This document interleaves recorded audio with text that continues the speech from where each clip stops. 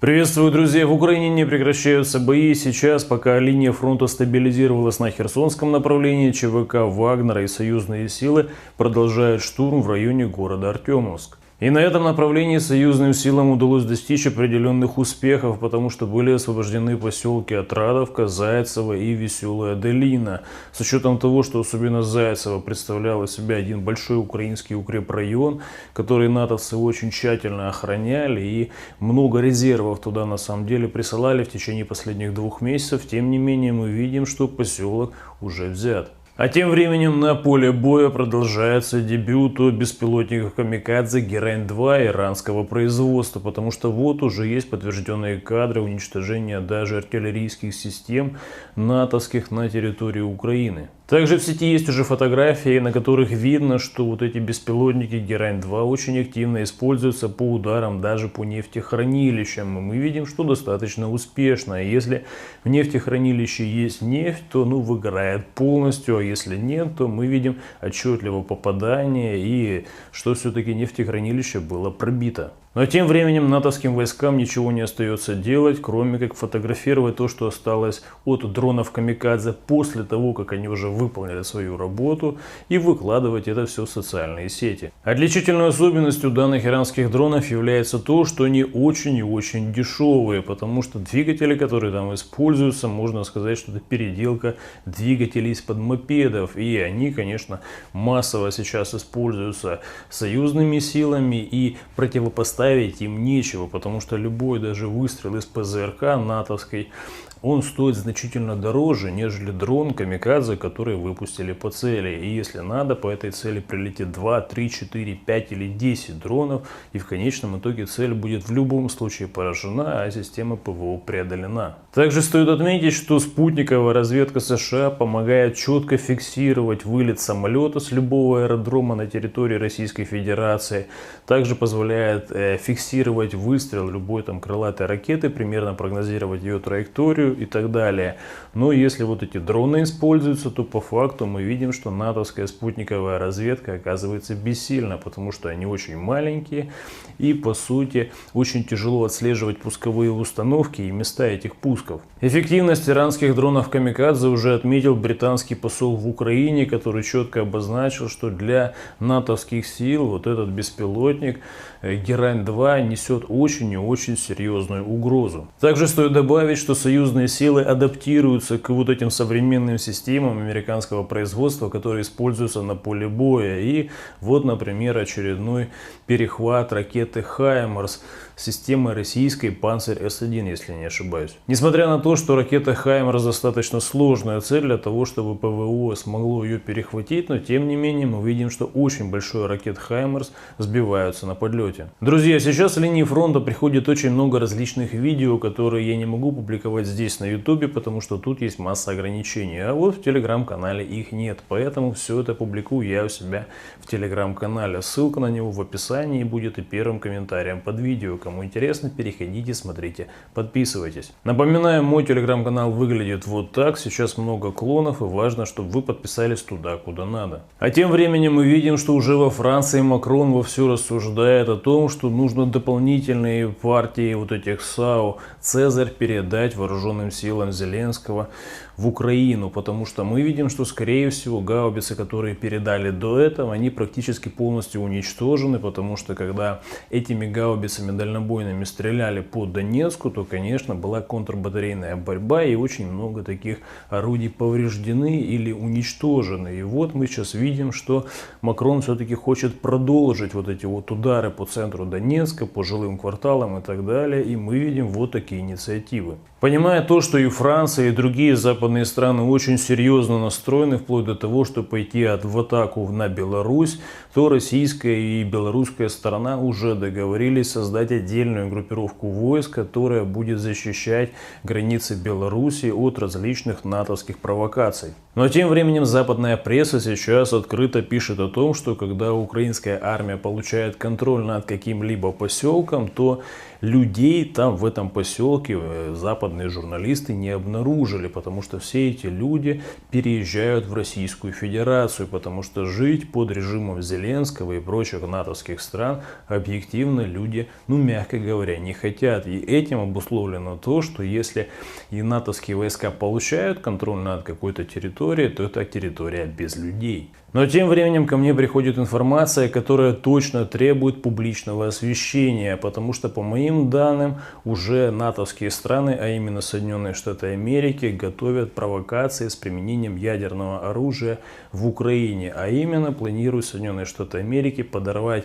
2 тактических ядерных бомбы возле города Днепропетровск и возле города Одесса. Несмотря на тактические успехи натовских войск в Украине, Соединенные Штаты Америки прекрасно понимают, что через месяц-два начнется наступление уже российской армии и противопоставить будет особо нечего. И эти города точно перейдут под контроль Российской Федерации. И для того, чтобы этого не произошло, сейчас Соединенные Штаты Америки открыто шантажируют Российскую Федерацию, что как только российская армия пойдет в атаку, будут совершены вот такие вот подрывы с очень и очень большими жертвами. Сейчас очень важно распространить данную информацию, потому что мы сейчас видим, что Соединенные Штаты Америки и прочие западные страны сейчас очень активно готовят информационное поле к тому, что будет на территории Украины вот подобная провокация. И, конечно, западные страны в этой провокации публично обвиняют, конечно же, Российскую Федерацию в этом, под легендой того, что якобы Российская Федерация применила тактические ядерные боезаряды против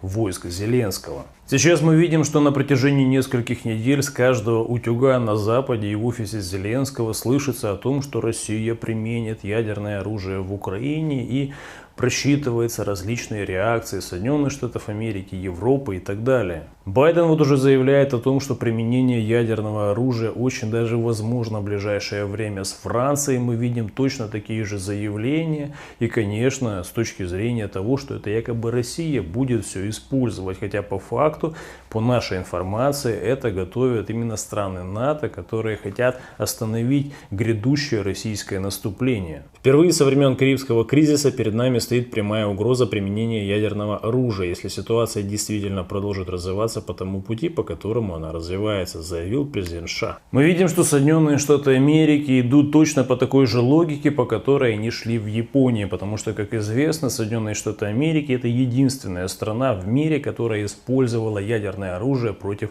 живых людей, а конкретно в Японии по городам Хиросима и Нагасаки. Но если сейчас вы просто просмотрите опросы различные в интернете, которые опубликованы жители тех городов, то жители тех городов уверены, что против них использовали ядерное оружие не Соединенные Штаты Америки, а Советский Союз. Стоит понимать, что не случайно все западные средства массовой информации, западные политики и даже офис Зеленского получили команду с утра до вечера в течение 2-3 недель рассказывать о том, что Российская Федерация будет бомбить Украину ядерными бомбами, хотя никакого военного смысла и даже политического в этом нет.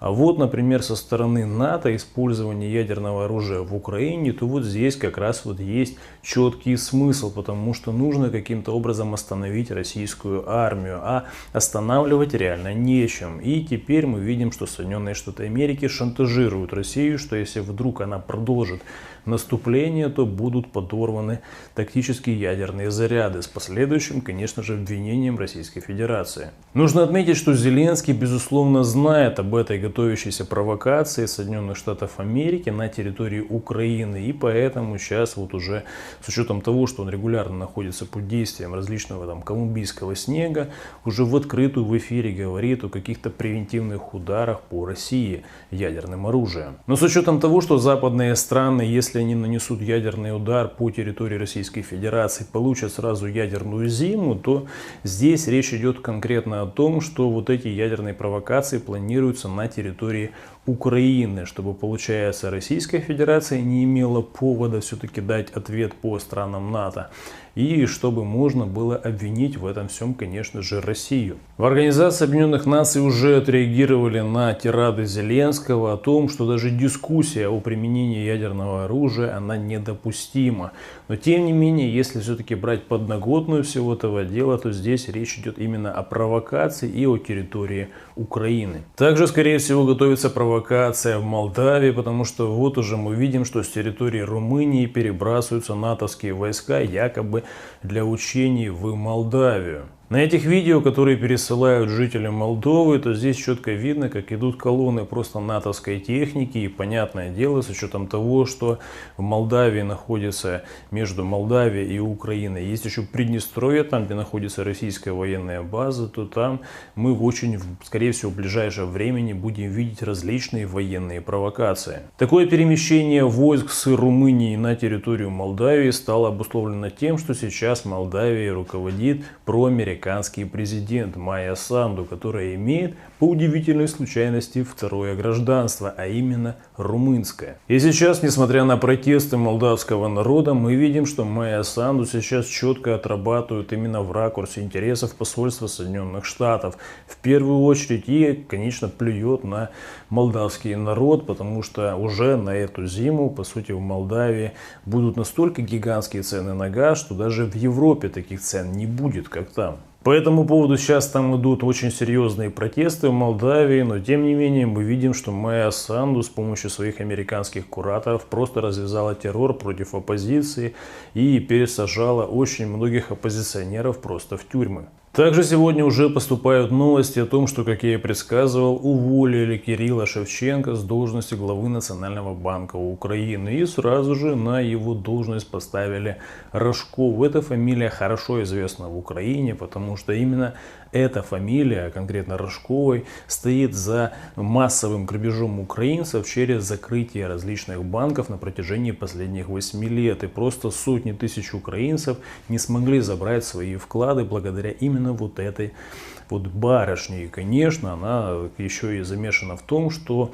постоянно различные заграничные олигархи зарабатывали на разнице курсов. И вот на вот этих вот валютных спекуляциях тоже хорошенько ограбили украинский народ. И Рожкова была явно и в теме, и в доле. Ну а Кирилл Шевченко поплатился за то, что решил в открытую сказать, что Зеленский прямо сейчас печатает в месяц сотни миллиардов ничем не обеспеченной гривны и вбрасывает все это дело в государство. Таким образом, просто обворовывая весь народ Украины, потому что девальвация сейчас идет просто сумасшедшая. Ну и как следствие будет сейчас очень серьезно расти курс доллара по отношению к гривне. Но тем временем политики с пониженной социальной ответственностью с офиса Зеленского продолжают заявлять украинцам для того, чтобы держать их, знаете, в таком полном невежестве о том, что Украина через 10 лет вступит обязательно опять же в Евросоюз. И вот этими байками продолжают забивать баки украинцам. Параллельно с этим мы видим, что происходят процессы по различным запретам. Вот, например, с сегодняшнего дня в Украине Зеленского вступил запрет на российскую музыку и на гастроли российских артистов. Выводы делайте сами, ну и не забывайте подписываться на мой телеграм-канал, потому что там нет ограничений таких, которые есть на ютубе, и там для вас гораздо больше интересной информации, нежели здесь. Ссылка на мой телеграм-канал в описании и первым комментарием под видео. До скорого!